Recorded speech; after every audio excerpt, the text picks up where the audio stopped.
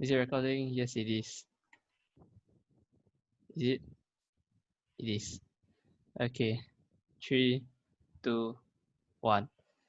Okay, hello guys. My group and I will be presenting about Alaska Airlines Flight 261. My name is Cheng, and I will start by presenting on the chronology and cause of the crash. So, on January 31st, 2000, N963AS took off from Licenciado Gustavo Diaz Ordaz International Airport at 13:37 Pacific Standard Time. From takeoff to approximately 6,200 feet, the horizontal stabilizer was operating normally, moving from 7 degrees nose up to 2 degrees nose up at a rate of 1/3 degrees per second as recorded by the flight data recorder. The autopilot was engaged as the aircraft ascended to its filed cruise altitude of flight level 310 or 31,000 feet. Further movement of the horizontal stabilizer was detected by the FDR from a pitch angle of 2 degrees nose up to a nose down attitude at 1/10 degrees per second while under autopilot control. During the climb, the Acme nut began to fail due to the worn state of the threads, where its eventual failure caused the horizontal stabilizer to jam at around 0.37 degrees nose down. Upon attaining level flight, the plane was flown for an hour and 46 minutes at 31,050 feet before the autopilot was re-engaged by the flight crew. At 15:50, 15 seconds, the flight crew re-engaged the autopilot after a prior disengagement, before disengaging it again at 16:09, 16 seconds. This was then followed by a clunk, along with 2 successive thumps, and a sound similar to the horizontal stabilizer in motion tone. Between 16:09, 16 seconds to 16:09, 20 seconds, the FDR recorded movement of the horizontal stabilizer, its pitch angle shifting from 0.37 degrees nose down to 2.5 degrees nose down, resulting in the initial dive from 31,050 feet to around 23,500 feet. At 16:09, 27 seconds, the CVR recorded an increasingly loud noise resembling airframe vibrations. From 16:10:02 seconds, the CVR recorded a 33-second activation of the overspeed warning until the aircraft's recovery. At 16:11, 13 seconds, the FDR recorded the aircraft leveling off at 24,400 feet with a pitch altitude of 4.4 degrees nose up. Clearance was then given for the plane to descend to 17,000 feet. At 16:17:04 seconds, the flight crew attempted to regain control by reducing the aerodynamic stress placed on the horizontal stabilizer. 5 seconds later, the flight attendant reported a loud bang which emanated from the aft section. At 16:19:21 seconds, the CVR recorded 4 faint thumps, followed by 2 clicks from flap movement. At 16:19:36.6 seconds, a deafening sound and background noise was recorded by the CVR that continued till the end of the recording, while the FDR recorded flaps and slats extension. The aircraft then spiraled into a steep dive, where the pitch rate increased to a maximum of nearly negative 25 degrees per second. Before the aircraft hit the water, the flight crew attempted to regain control as the aircraft inverted itself. So on to the cause. The cause of the crash was determined by the National Transport Safety Board, or NTSB, to be due to an Acme nut that had worn down to 10% of its threads remaining, along with a fractured Acme screw torque tube. The forces acting on the Acme nut caused the worn threads to fail structurally, leaving behind a mostly smooth surface on the inside of the nut upon retrieval and inspection by the NTSB as shown in the picture. The nut, upon failing, slid to the top of the jack screw, contacting the lower mechanical stop and forcing the plane into a nose-down attitude. This caused the initial dive from 31,050 feet. Further investigation by Boeing structural engineers showed that the second dive was caused by a fractured Acme screw torque tube, which allowed the horizontal stabilizer to move further up from the 3.1 degrees nose down it was held at by the lower mechanical stop to contact the vertical stabilizer tip fairing brackets at 3.6 degrees nose down. With the added force of the horizontal stabilizer acting on it, the vertical stabilizer tip brackets eventually failed, causing the loud noise and allowing the horizontal stabilizer to go well beyond 3.6 degrees nose down, causing the final irrecoverable dive. Further investigations revealed that the Oakland Maintenance Facility, or OAK, failed to replace a non-compliant jack screw assembly due to erroneous readings. I will now pass on to Shannon. Okay, thank you, Cheng. I'm Shannon, and now I'll be presenting on the first 2 factors which led to the crash. The first factor can be attributed to Boeing's corporate culture and their non-compliance with regulations for evaluation testing at Boeing. Complacency was seen through Boeing's misplaced confidence in their design of the jack screw assembly, so much so that there was no inbuilt redundancy. Furthermore, Failure due to accumulated thread wear and stripping between acme, screw, and nut threads were not considered during the design phase. Boeing considered their dual thread design as structurally redundant, as they were meant to increase reliability. It was assumed that at any one time, flight loads were borne by only a single set of threads.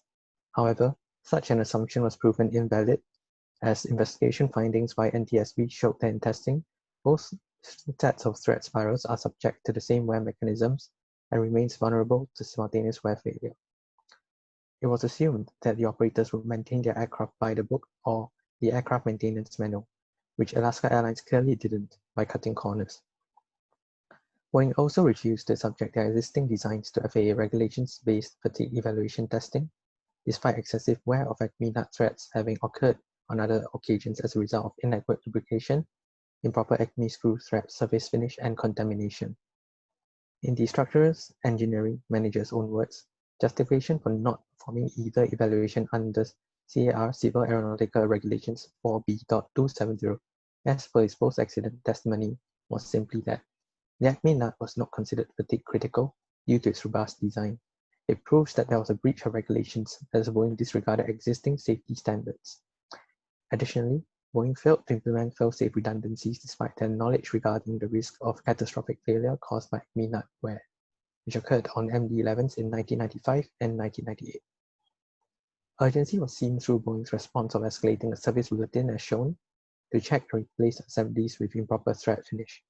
However, they never went back to the drawing board to devise components which could arrest such failures, to prevent a free horizontal stabilizer and the consequent loss of flight control, such as the one in this diagram, where a redundant floor nut is added to bear the axle load in the case if the primary nut fails.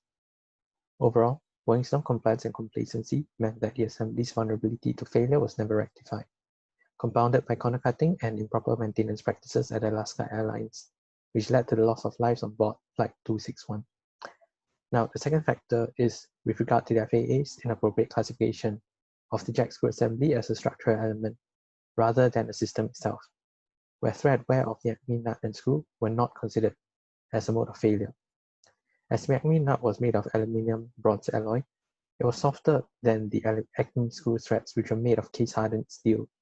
It meant the acme nut threads were designed to wear during operation. FAA's classification meant that according to CAR 4B.201A, strength and deformation, the deflection and wear of threads were deemed as deformation, and thus was not considered as a mode of failure. The classification as a structural element was made in consideration of how some components within the assembly, such as the gearbox and trim motors, had to withstand primary flight loads. But the FAA failed to consider how such components were integral to the operation of the trim system. Essentially, the authority failed to appreciate how the failure mode of the acme nut threads, which we now know as the stripping of threads due to fatigue and wear, frees the acme screw, and in turn, the horizontal stabilizer. This rendered the aircraft uncontrollable, initiating its final dive. The lack of inbuilt redundancy within its critical system meant that the aircraft never stood a chance at recovering from the dive. In response to the improper acme screw thread finish on MD-11s, which led to excessive thread wear, the FAA issued an airworthiness directive in concurrence with a service bulletin by Boeing in 1999, requiring measurement, inspection for excessive wear on the actuator assemblies, as well as repair and replacement if necessary, which could lead to a loss of pitch control due to the mechanism's failure. Despite FAA's acknowledgement of the assembly's non-redundant structure, their inaction towards appropriate reclassification and recertification meant that the need for a fail-safe mechanism was never mandated nor emphasized upon, which could have made a difference through the elimination of a Singaporean failure mode caused by wear and failure of the acme nut threads. On top of this, the FAA failed to step up their audit of maintenance practices nor revise regulations pertaining to the jack screw assembly to ensure that the known causes of premature wear were ruled out at that point in time, which could have been mitigated through compliance with proper maintenance. In fact, NTSB's post-accident investigations revealed that the maintenance facility is not required to demonstrate that it has the necessary capability and the equipment to perform jack screw assembly overhauls. Such oversight by the FAA led to premature wear of the jack screw assembly on November 1963 Alpha Sierra, which could have been prevented if the FAA had enforced and revised existing regulations in 1998 to include all McDonnell Douglas aircraft and their relevant maintenance facilities, following the detection of excessive threat wear in 1995 and 1998. This would have been pivotal in preventing the occurrence of the accident. Now I'll pass the time over to Aaron to explain the third contributing factor. Aaron, please. Yeah, so we're talking about the third factor. You see, out of all the other factors, I believe that the most prominent cause of the accident would be the consequences of decisions made by the various stakeholders. This can be simply described as a lack of transparency and accountability within the organizations. This allowed Alaska Airlines to be able to exploit loopholes within the system that benefited them, allowing them to implement decisions that place profit over safety, which overall compromised the effectiveness of its own maintenance program and resulted in the eventual failure of the jack screw assembly. It all started back in the 1980s when the FAA decided to accept guidance documents from the MRB or Maintenance Review Board for short. The RB actually recommends a maintenance schedule for the MD-80 series, which was the aircraft that was subjected to the incident, by using the MSG2 and 3 documents with the associated on-aircraft maintenance planning documents. The MSG3 was a methodology to derive scheduled maintenance requirements. This allowed the altering of maintenance intervals and basically gave Alaska Airlines the opportunity to request for an increase of C-check intervals, which was still accepted by the PMI or Principal Maintenance Inspector and the FAA. See, from the period 1985 to 1996, Alaska Airlines' initial C-check was originally about 2,500, but in 1988 it was extended to about 3,200, and at 1996 it was extended to 4,775. See, the end-play check, which was actually dependent on the C-check, and was actually supposed to be double of it. So the total increase in interval was about 55% in flight hour intervals, which actually far exceeded the manufacturer's recommended flight hour interval of its original 7,000. So, and according to the FAA's PMI for Alaska Airlines, who reviewed and accepted the 1996 lubrication interval extension, said that the MSG3 was heavily used as justification for the interval increase. So you see, originally for the MD-80 series, Alaska Airlines maintenance program included A, B, C checks and end-play checks. The A and B checks were mainly light, while the C was considered heavier. So in general, the heavier the checks were, the longer the approximate flight hours for the individual check. The jet screw assembly was originally supposed to be checked and accomplished at every B check, but because it kept getting extended, it was eventually removed. And the jet screw assembly was incorporated into A, and also kept getting extended, and eventually incorporated to C, and had its own time-controlled tasks, also known as its own end-play check. However, the end-play checks was later found by NTSB after the incident to be inadequate to demonstrate that the extension would not present a potential hazard, but was still accepted by the FAA at its time. A few months after the accident, the NTSB actually conducted a special investigations of Alaska Airlines and uncovered significant deficiencies that the FAA should have uncovered much earlier. As documented in the accident report, the lead mechanic at the Alaska Airlines Oakland maintenance facility ordered for the replacement of jack screw for the aircraft during the last end-play check, but his recommendations were still overruled by another supervisor, and the aircraft was still put back to service without replacement of the jack screw. Since the end-play check was the last one, just before the incident, it was basically the final opportunity to detect the deteriorated condition of the acme nut threads, which was the key moment in time which could have prevented the incident. Conclusively, I believe it was a accumulation of factors similar to the domino effect which played a part in causing the accident. Like it started all from the extension of the lubrication and C-check interval, then it moved on to the MSG3 document allowing Alaska Airlines to justify their extensions. And then FAA's subsequent to approval basically led to both the C check and the end plate check being increased. And finally, the disregard of the lead engineer's order replacement basically caused the entire incident. But it can be said that if the FAA had been more meticulous in their approach towards the proposed extensions, the crash wouldn't have occurred in the first place. And just nice, the crash was just 2 months before its final inspections. I'll move on now and pass it on to Boon. Okay, thank you, Aaron. Now our group would like to look at a recommendation issued by NTSB discussing an action done by industry, especially the FAA, specifically recommendations AO241 and AO243, which the actions done by the FAA was deemed unacceptable by the NTSB. AO241 proposes that FAA to review all existing maintenance intervals that could affect critical components, for example, the Jack 2, and identify intervals that are being extended without adequate engineering justification. It also proposes that FAA treat all new intervals that were longer than the original model's maintenance interval, including the manufacturer's recommendation of new models as extended intervals. The recommendation AO243 recommends the FAA to require all future maintenance intervals that affect critical aircraft components be justified with adequate engineering justification. It also proposes that a maintenance interval extension be approved not only by the PMI, but also from the appropriate FAA certification office. We believe both recommendations seem justified, as these changes could prevent a future accident from occurring that are related to an overextension of maintenance interval. However, it seems that the FAA has failed to hold the standards set upon by the NTSB report from the recommendations. They both state that the FAA should implement changes that could affect air operators' maintenance interval.